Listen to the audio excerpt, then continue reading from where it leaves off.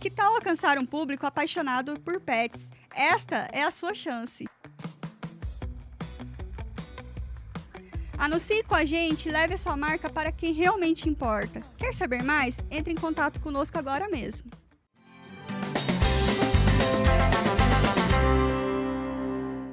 Olá, pessoal, sejam bem-vindos a mais um episódio do nosso Petcast. E hoje nós vamos falar de um tema assim muito legal, que é sobre prevenção, sobre aquilo que a gente mais precisa fazer com os nossos pets, que é prevenir. Mas eu tenho certeza que você, como tutor, ainda não sabe de várias dicas e informações, curiosidades que hoje nós vamos passar aqui nesse episódio. E fique ligado que vai ser sensacional. Já aproveita, deixa seu like, se inscreva, compartilha com o seu amigo, que eu tenho certeza que ele precisa ouvir tudo o que nós vamos falar aqui hoje. E já chamando a minha convidada aqui, Luciane, obrigada por você ter aceitado o meu convite, por vir aqui hoje falar sobre esse tema maravilhoso, que eu tenho certeza que nós vamos aprender muito aqui contigo hoje. Obrigada pelo convite. É um prazer estar aqui e estamos aí para ajudar o pessoal a cuidar ainda melhor dos pets. E para começar, assim, já conta um pouquinho sobre você, como que você entrou nesse mundo pet, conta um pouquinho da sua história, conta um pouquinho sobre o que você faz hoje, conta pra gente sobre você. Certo. Então, a parte de veterinária começou na minha vida desde pequena, né? Então, a gente diz que toda criança tem sonho de ser veterinário, mas só os teimosos, né, persistem. Então, eu sempre quis, desde pequenininha, gostava muito de animais, sempre tive esse interesse. E sempre gostava muito de assistir os programas que tinha animal, né, Animal Planet, Discovery, enfim.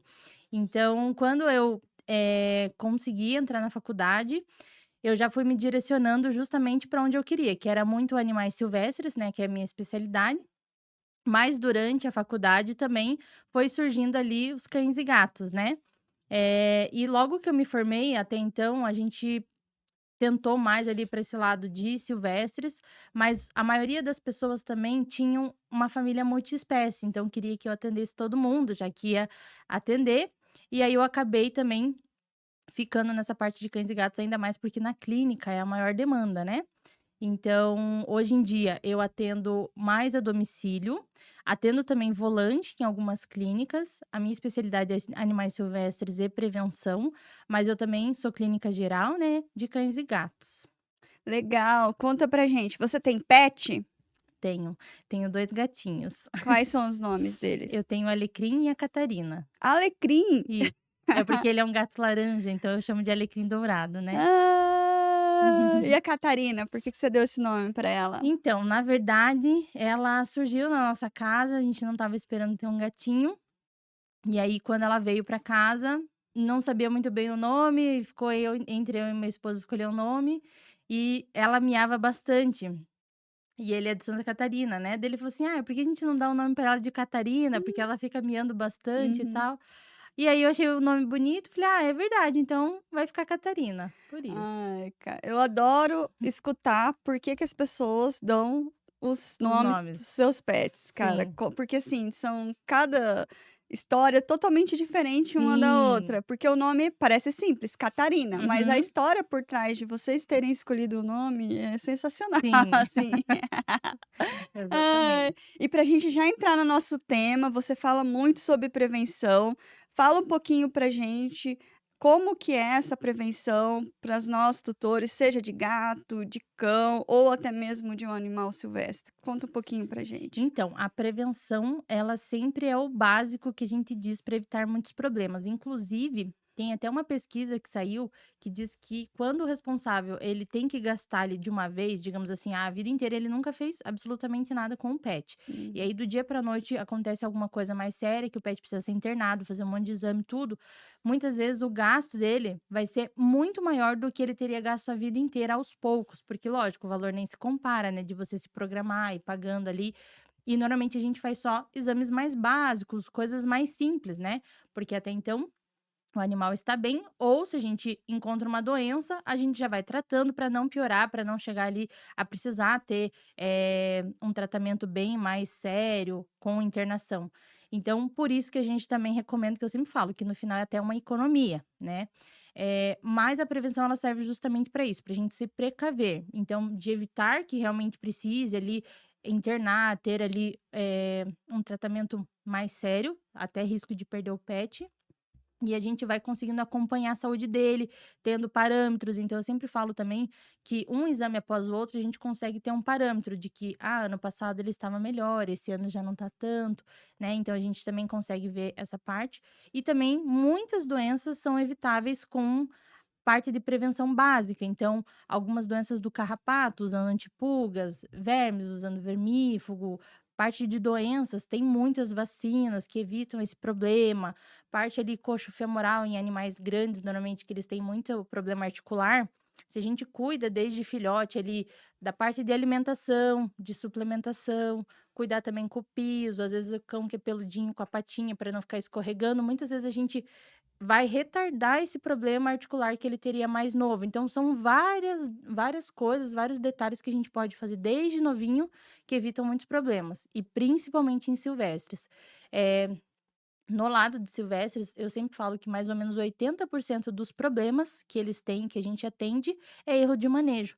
Então, são muitas coisas que poderiam ter sido evitadas se a pessoa soubesse, se fizesse antes ali esse cuidado, ou até mesmo tivesse mais informação sobre como cuidar, porque muitas vezes as pessoas não têm muitas informações, ou acaba não encontrando também, porque não tem muitos veterinários especialistas, e aí isso pode causar muitos problemas. E esse manejo com o animal silvestre, quais seriam esses erros, assim, mais comuns que você vê? Então, vai depender muito da espécie, mas, por exemplo, assim, com aquecimento, né? A maioria deles precisa de aquecimento. Então, falando de maioria de aves e de répteis, né? No caso dos répteis, eles não têm muito o senso ali de, estar quente, vou sair. Então, tem muitos problemas com queimadura. A gente tem muito problema também na parte de alimentação. Então, os répteis, eles são endotérmicos, então eles precisam da temperatura externa para funcionar ali o metabolismo deles normal.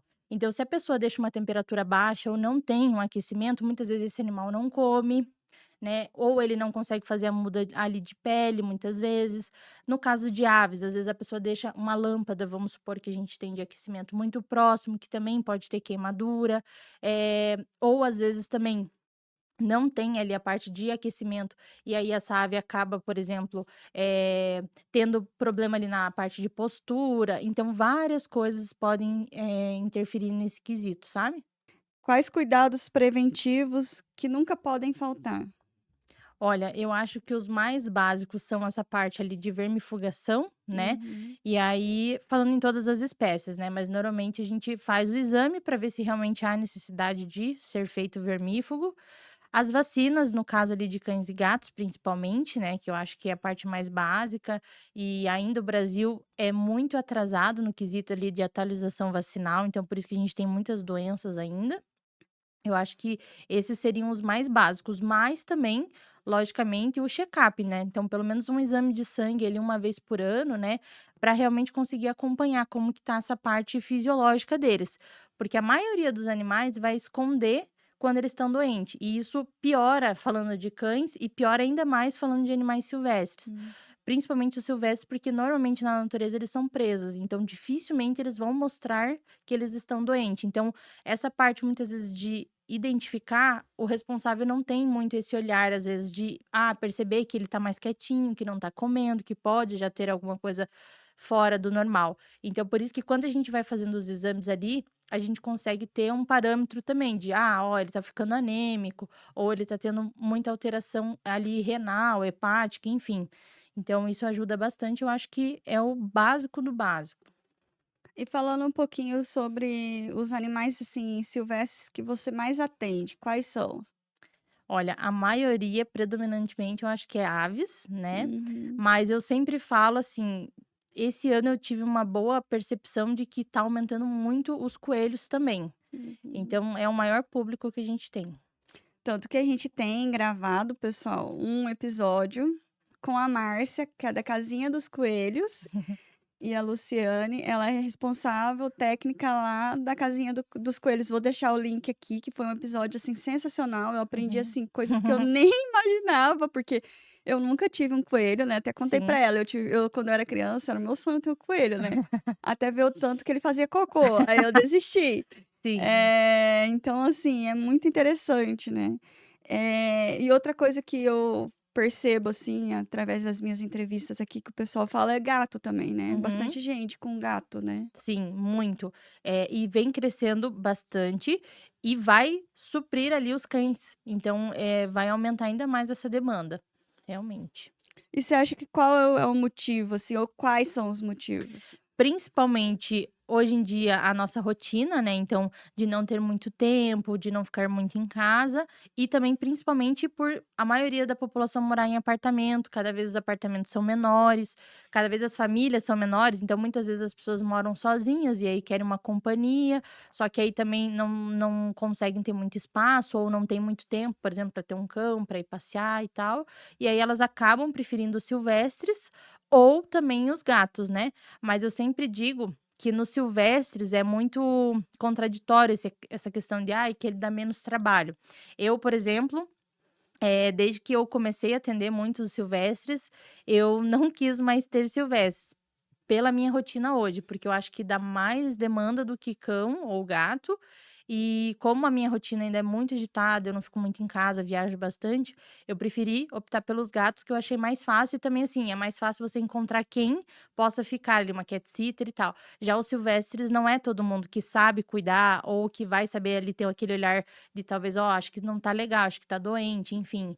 Então, por isso que no momento eu preferi não ter e muita gente se engana, né, então pensa assim: "Nossa", quando a gente faz as consultas, né, "não achava que precisava de tudo isso, não achava que dava tanto trabalho", enfim, então, é por isso que eu sempre falo que às vezes é legal fazer uma consulta até antes de pegar o pet, para literalmente ver se ele faz parte ali da tua rotina, se é uma espécie que é realmente interessante para você ou para tua família, porque às vezes as pessoas acabam se enganando bastante, e daí por isso também às vezes acabam não cuidando muito bem ou acaba doando, enfim.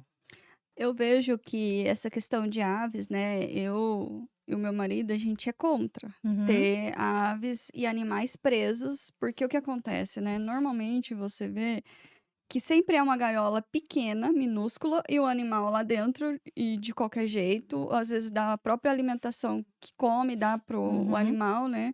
A gente até acabou de falar sobre isso, né, sobre alimentação natural, né, e dessa questão acabei de postar um corte até a respeito disso, aonde as pessoas dividem o seu uhum. alimento com o animal, né.